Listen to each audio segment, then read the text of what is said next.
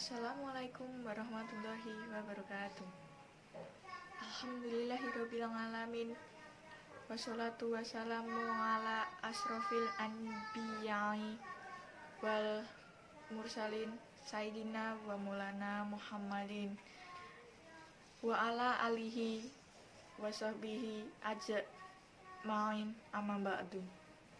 Pertama-tama, marilah kita memanjatkan puji dan syukur kepada Allah Subhanahu wa Ta'ala atas rahmat dan karunia-Nya sehingga kita dapat berkumpul di tempat ini dengan keadaan sehat walafiat.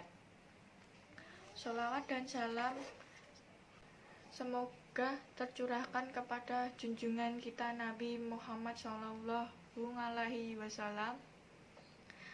kepada keluarganya, kepada sahabatnya, dan kepada umatnya.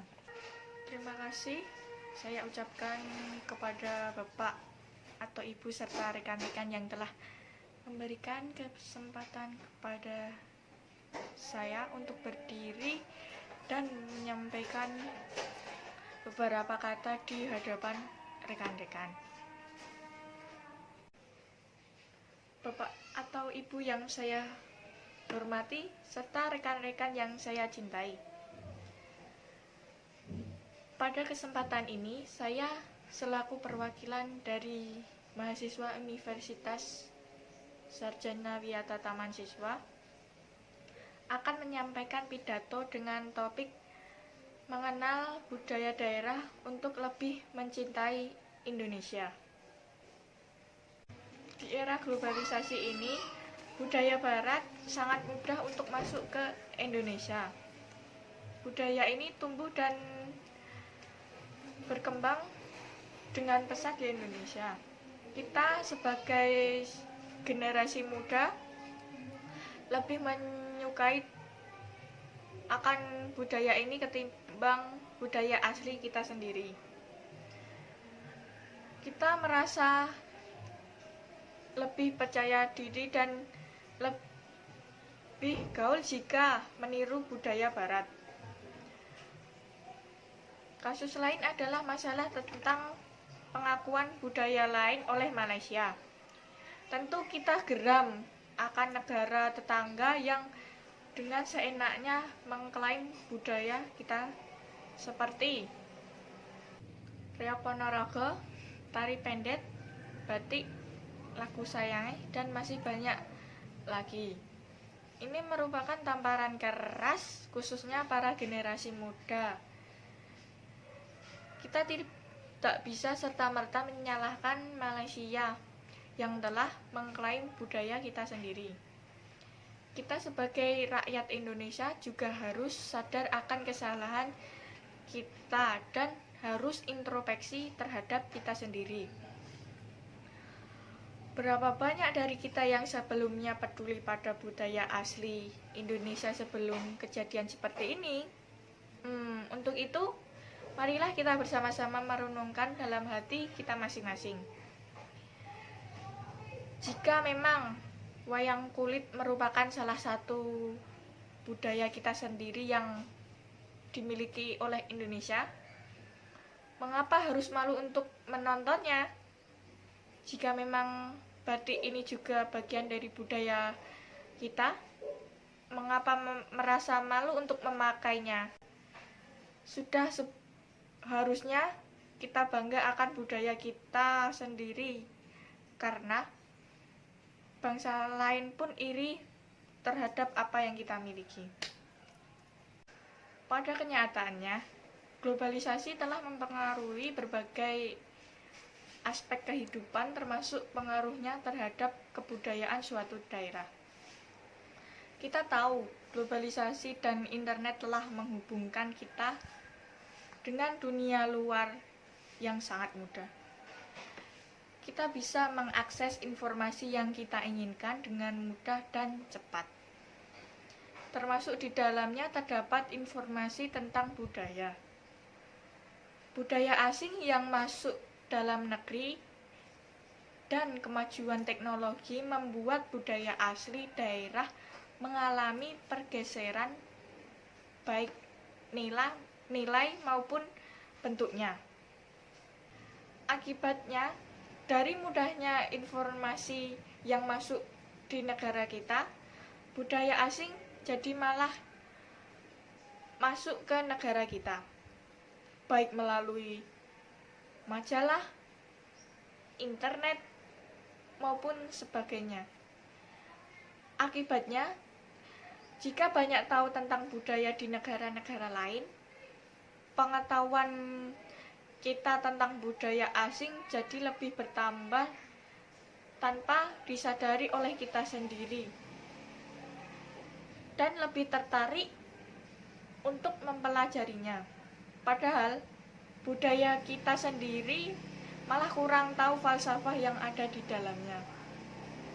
Sebut saja yang sedang tren saat ini, yakni berkembang pesatnya Korean Wave atau sering disebut K-pop.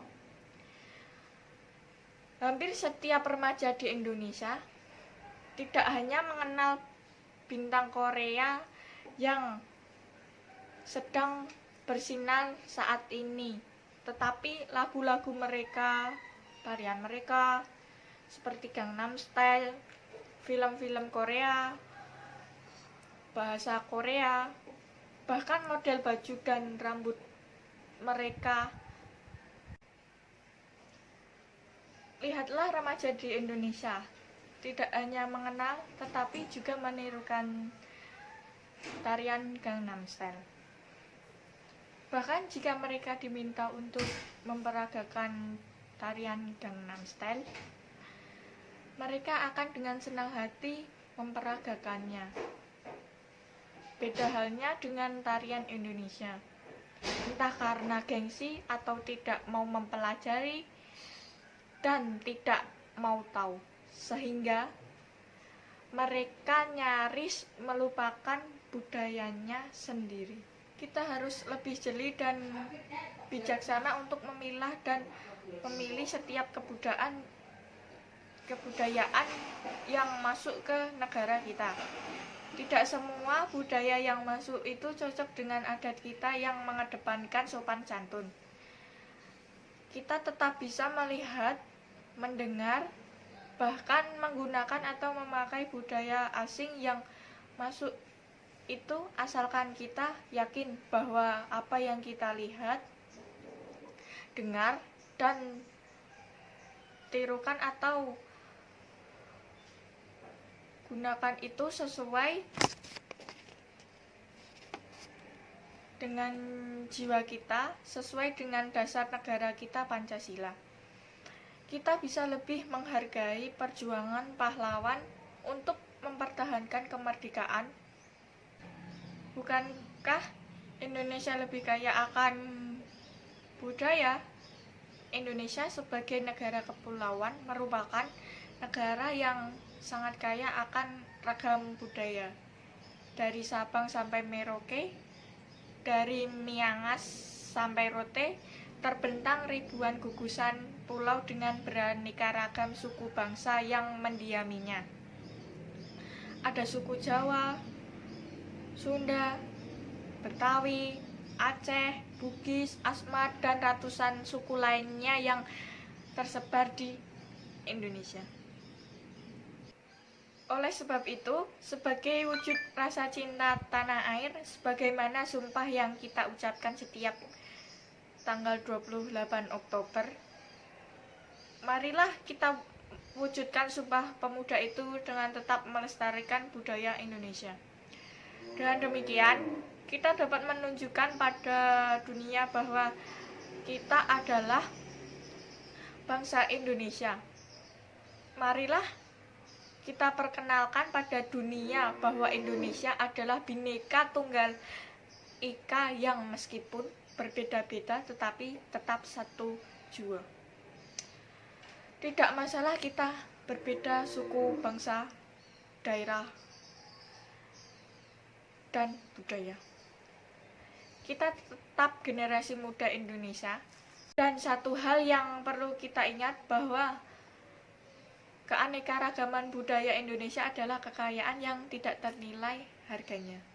Keanekaragaman budaya di negara tercinta ini merupakan kekayaan yang tidak ternilai harganya. Keanekaragaman budaya tersebut menjadikan Indonesia sebagai zamrud di khatulistiwa. Keragaman budaya tersebut menjadikan Indonesia unik. Banyak orang asing yang datang ke Indonesia untuk belajar budaya Indonesia. Ini menjadi sebuah bukti bahwa budaya daerah tidaklah kalah kualitasnya dengan budaya yang datangnya dari barat. Jadi, haruskah kita kalah dengan orang yang asing yang begitu antusias mengenal budaya lokal yang ada di Indonesia, sementara kita sibuk mempelajari budaya barat dan melupakan budaya kita sendiri? Banyak cara untuk mengenal budaya daerah. Pertama, dengan membaca buku atau majalah yang berisi tentang budaya daerah.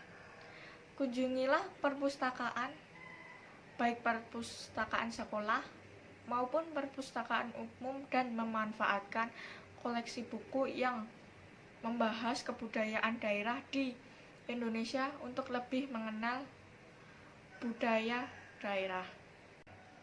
Kedua, berkunjung ke tokoh adat. Misalnya, kita berkunjung ke tokoh adat yang ada di suku Baduy, Banten. Di sana kita bisa bertanya ke tokoh adat tentang budaya di daerah itu. Ketiga, menghadiri ritual adat atau upacara adat di daerah terdekat. Misalnya, kita menghadiri upacara pernikahan yang biasanya dilangsungkan dengan adat yang berlaku di daerah tersebut. Dan yang keempat, mempelajari tarian tradisional, alat musik daerah, pakaian adat daerah. Banyak tarian tradisional, alat musik, dan pakaian adat di Indonesia. Pelajari dulu tarian atau alat musik di daerah kita sebelum mempelajari budaya daerah yang lainnya. Berdasarkan apa yang telah saya ulas tadi, dan dapat disimpulkan bahwa kehadiran teknologi informasi dan teknologi komunikasi dapat mempercepat globalisasi. Dan globalisasi telah mempengaruhi berbagai aspek kehidupan, termasuk pengaruhnya terhadap kebudayaan. Budaya-budaya asing yang masuk dalam negeri dan kemajuan teknologi membuat budaya asli daerah mengalami pergeseran, baik nilai maupun bentuknya. Melestarikan budaya bertujuan supaya budaya asli negeri kita tidak tergeser dengan budaya negara lain, dan kelak anak cucu bangsa ini tetap dapat menikmati hasil cipta rasa dan karsa pendahulunya. Dan sebagai bagian dari generasi muda, kita juga harus ikut melestarikan kebudayaan negeri kita tersebut. Bapak atau Ibu yang saya hormati, serta rekan-rekan yang saya cintai. Pada kesempatan yang baik ini, saya mengajak kepada rekan-rekan semua, marilah kita kenali dan lestarikan budaya daerah yang menjadi milik kita bersama. Siapa lagi yang akan melestarikan budaya kita kalau bukan diri kita sendiri? Demikian yang dapat saya sampaikan. Semoga dapat memberikan manfaat bagi kita semua. Sekali lagi, saya ucapkan terima kasih atas kesempatan ini. Apabila ada kata yang kurang berkenan di hati rekan-rekan, saya mohon maaf. Terima kasih atas perhatian Bapak atau Ibu dan rekan-rekan. Akhirul kalam, wassalamualaikum warahmatullahi wabarakatuh.